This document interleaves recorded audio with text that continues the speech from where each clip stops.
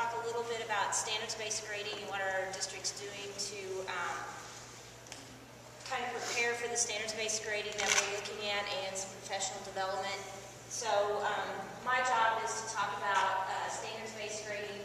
And if you look up the definition for standards-based grading, it's measuring students' proficiency on well-defined course objectives. But I really think it's more than that. I think it's a communication tool. It's a way to let kids know how can I go further above and beyond what the teacher directly teaches, or what is it I need to do to get to the next level. And so it allows for me to communicate with students in the classroom and not only with parents. So standards-based grading is something that our district is looking to go, I guess, full implementation through next year. So this is an example of a standards-based grading scale that we have been working on at the high school. And you'll notice that it has 3 areas in orange, and these are our main goals. These are the things that we're looking at. But what we want, we have a targeted goal that we at the high school right now are saying is a 3.0 level. That's our state standards, our power standards we've developed in the district. And then we have a scale that kind of lets students know when they're getting there. So if they know the simpler stuff, we say they're at like a 2.0. The simpler stuff is stuff that they can just memorize, stuff that they kind of have to have an understanding or a hold on before they can do the stuff at the 3.0 level. The 3.0 level is kind of being able to analyze and apply those to different situations, things that we've directly taught in the classroom.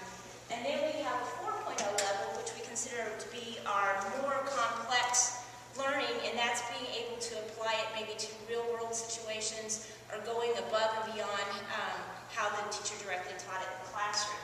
So by using the scale, if I give them a score on a test, for example, a 2.5, they know that they're almost to the targeted area, not quite there. And so if a parent were to call me on the phone and say, what is it that my student's not being able to do, this scale allows me to converse with that parent in a way that I can really let them know what they don't understand about a power standard. Where before, I probably would have had to pull out that test and look to see what they missed. But with this scale, when I know simpler learning goals and they can only perform at a 2.0 level, then I can say, well, they can do the stuff that they can memorize, but they can't really apply it. So it actually gives me a way to communicate with parents better.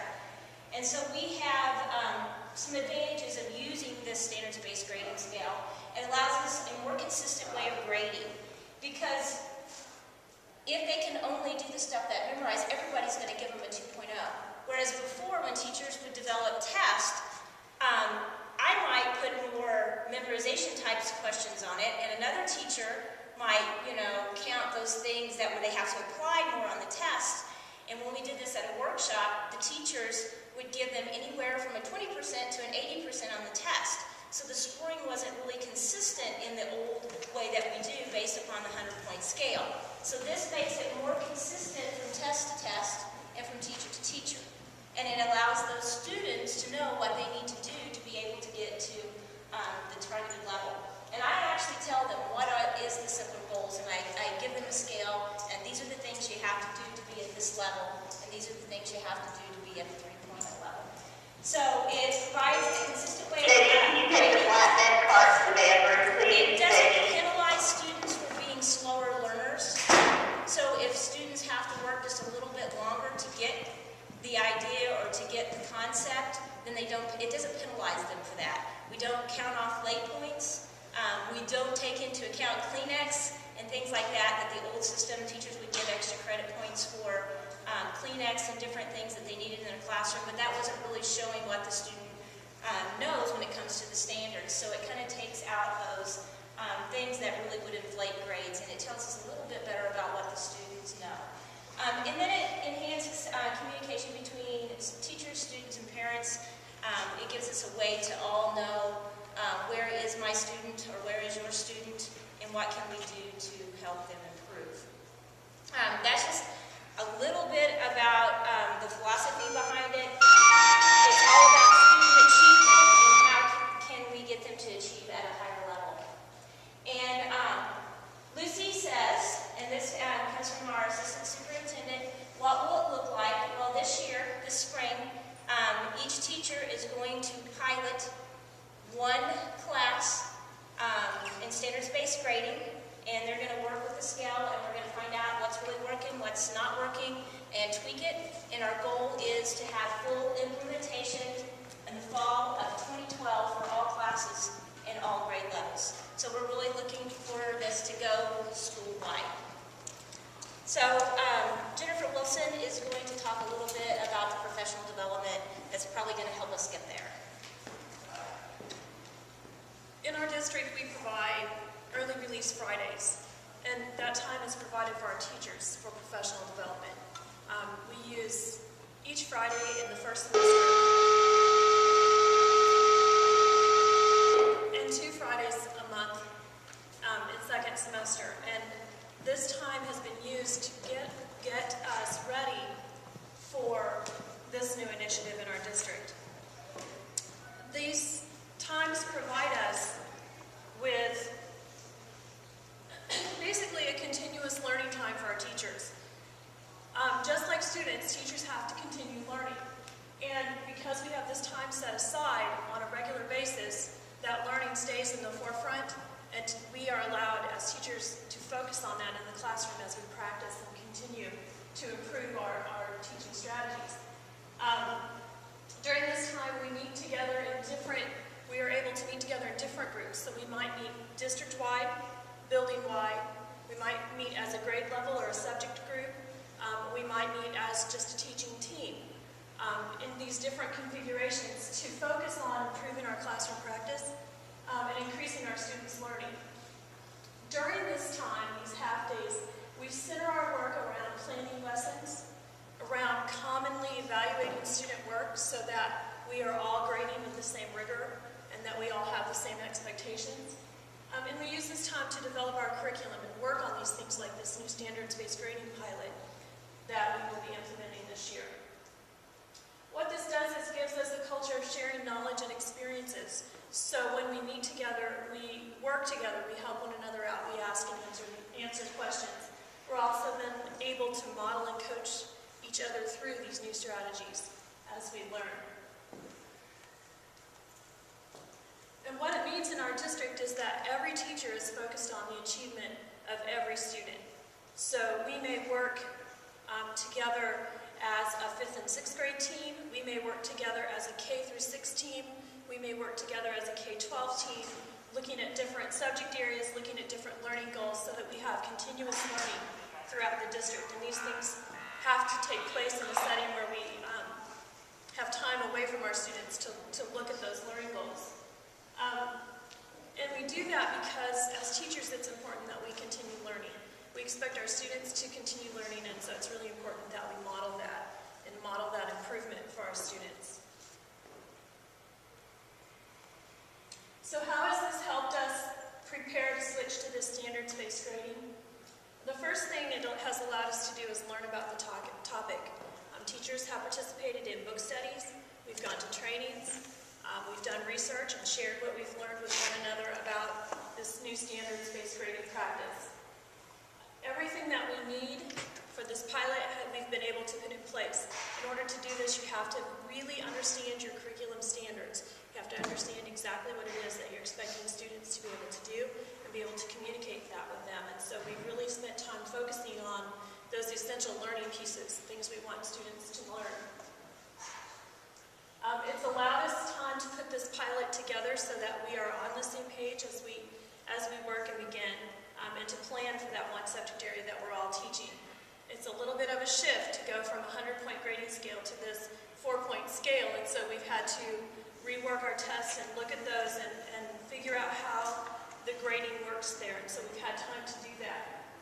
We're starting small with a pilot, and the reason we're doing that is because as we work in the classroom with our students, questions will arise, we'll find that there will be problems in the system, and what we'll be able to do then on these half-day Fridays is get together and say, I don't understand this particular piece of what we're doing or how it fits, so can you help me? And so we'll work together to create the best practice that we absolutely can in the standards-based grading practice.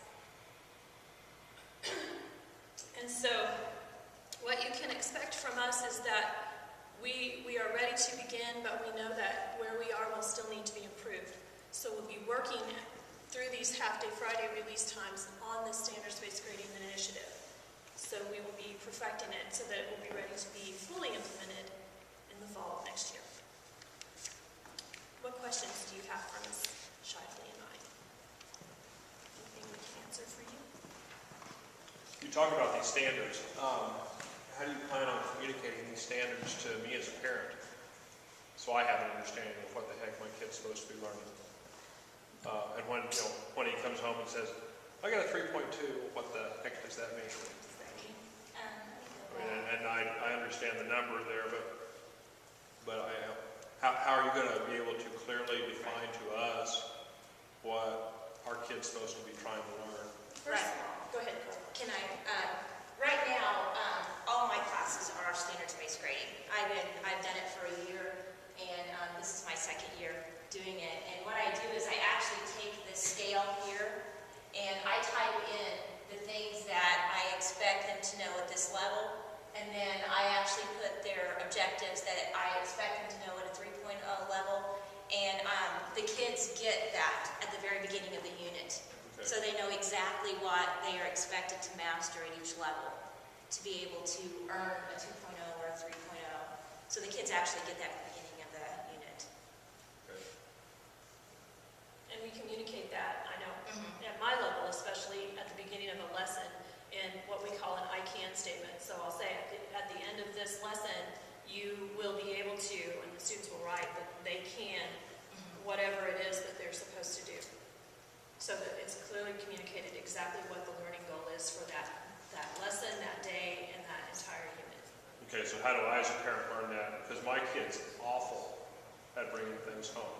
He has no homework almost ever because he gets most of it at school. So And how do I find out this information without harassing you? and you don't have to harass us. I know that the high school, some of the teachers are working on websites that we will probably have that posted on. At one time, I know they talked about district-wide. Mine's an 8th grade, and I have one teacher Right. that sends out a weekly email to all Email. kids, but that's the only one. In 2 years of junior high, that's the only teacher I've ever seen do it. So. But we are working on a website. I have a couple of different websites that my students can go to that students can also access with the actual content on it, podcasts or the lectures, that kind of thing. Not all teachers are there. It's something I'm piloting in my classroom. I think we talked about as a district having those power standards posted on the website so that you know what those power standards are that your student is supposed to be learning. One of the things we'd like to see too is a grade, a reporting system on our student information system. Like now you get on parent portal and see where your kids have missed assignments. The goal is to get that to where they'll have a unit, and then they'll have the benchmarks or the pieces that the student has to master in order to show mastery of the standard. And hopefully the goal is, as a parent, as I get on, is to be able to see, okay, as a teacher does this, the student's mastered 3 out of 4. Okay, what's the one that that they haven't mastered in order to get total mastery? So as a parent, if I get on, I actually can see what they do know and what they don't know versus just missed assignments. Okay. Well, that answers my question. Yeah, it's the difference in being able to know that your student's struggling with trigonometry and knowing the exact piece that they're struggling with and be able to identify that piece.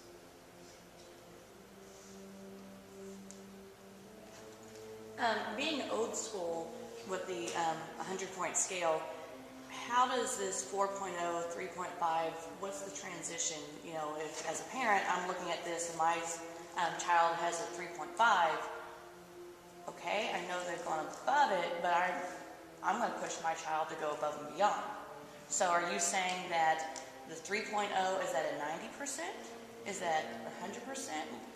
Right now, in our pilot, it is 90%. We're trying to get away from those percentages. We want those numbers to mean something to you. We're kind of stuck into that percentage thing right now because of the old 100-point scale, but our goal is to rework our grade cards so that we're no longer really working off percentages, and we're hoping that those percentages actually go away and we communicate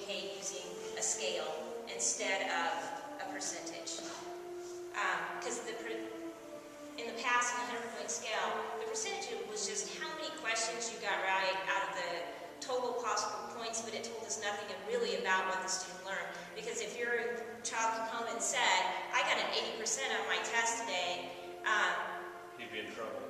But well, yeah, and my student would also probably be also as a parent that has high expectations. But it still doesn't communicate to you what they do know and what they don't know. But at least, for example, if they come home and said, I got a 2.5 on my test, well, you know that they can do the stuff that they have to memorize, the basic concepts, that they kind of have to know the basics, and you know that they're halfway there to being able to apply those concepts to some situation. And that's what this scale allows us to do. It allows us to know the level or the knowledge level of your student. Whereas 80%, that could be 80% of questions that are all memorization. It could be, 80% of questions that they have to analyze, but without seeing that test, you don't know as a parent what those questions really were and how high the level was when it comes to achievement. Where this kind of puts that level of achievement there, and it allows us to communicate about what level you're actually being able to perform at. So I know we're getting away from percentages, but what do the scale scores equal as far as letter grades? Right now, our targeted learning goal would be an A-. Okay, that is the state standard or our school power standard, what we call power standards, and that is the standard that the state is expecting those students to perform at. But we want to allow some flexibility for those students who can perform above that. And so that we can differentiate between those students who are really good at just playing the game, this is what the teacher wants and I can get here, than those students who can truly take that information that you've taught them or they've learned and apply it to something that you have not directly taught them, and they can take it above and beyond what you actually taught in the classroom. And so it allows us to differentiate between those students. And then we know which students maybe that we need to take a little bit above what we're doing in our classroom. okay, this one will take my kid because he'll be an incoming freshman next year. But what about a kid that's, say, a sophomore this year?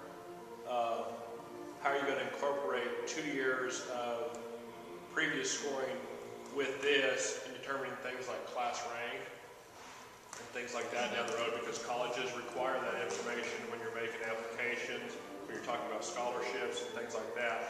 How do you plan on melding those two scoring systems together to come up with a number for that kid that's going to be a graduating senior in 2 years? And that's a good question, and that's why we kept the letter grades, because colleges still do require those transcripting, and parents still require letter grades, because that is what we understand.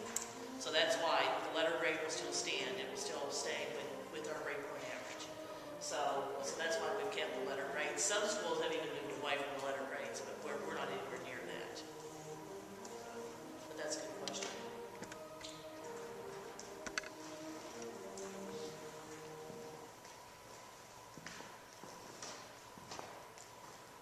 Questions? Yes. Being a performance class, say like music that we hear going on right now,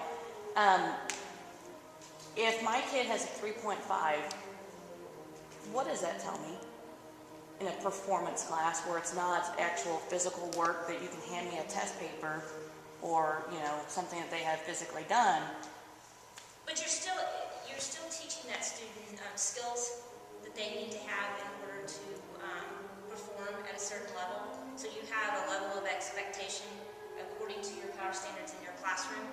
And there are going to be things maybe that they come up with or do above and beyond what you actually were expecting from them. And so as a teacher, I think that's where a group of teachers that teach the same subject or in the same area come together and decide what does above and beyond look like in this subject or this area. So I think it comes back to one profession. It could be the selection of music, depending upon what their Level of study difficulty is. Okay. And the same thing with the drama, the same thing with all our other performance areas. So it'd be that level of complexity that student has for that particular standard. Because I think we have a lot of classrooms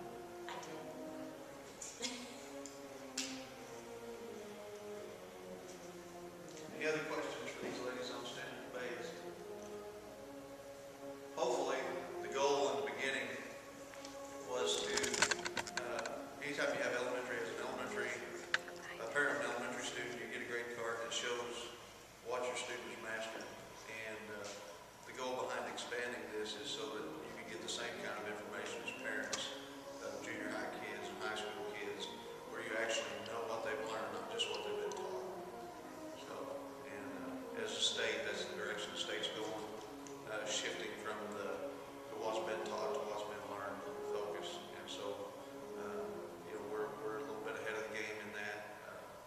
This is something that will be, I won't say be mandated, but it will be widely accepted across the state as we move forward.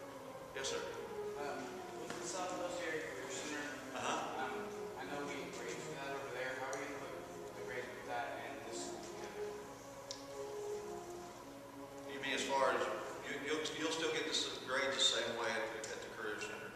And what will come across is you'll get your A, B, C, D, whatever you get, as far as grades go there. That will combine with the same things. You're still going to get grades here. They're just going to be based on something different than what they are now. But are those grades actually on grade card that gets down to grades? Like the grades for Mrs. Pennell can probably answer that as a counseling office. I would assume they'll be just like, you'll see it just like what there is now. Questions about anything else that's going on in